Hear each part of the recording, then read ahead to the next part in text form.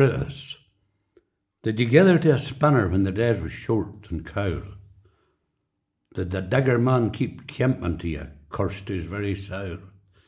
Did you ever boo the Praitas taps and pile them in a bang, and burn them ag in quatting time, when they were fun and simple things? Did you ever in the ashes roast a Praitas you dug? Did you eat it like a banquet with you black for ear to look? Did you ever in the moonlight bang up a Praitas pat, like I had done 60 years ago, if I mean it yet? Did you ever watch your featherweight rashes thatch the pat, with your back turned to the greasach of the fire you'd lit? If you never saw her doing these things, then I'm feared you missed a lot.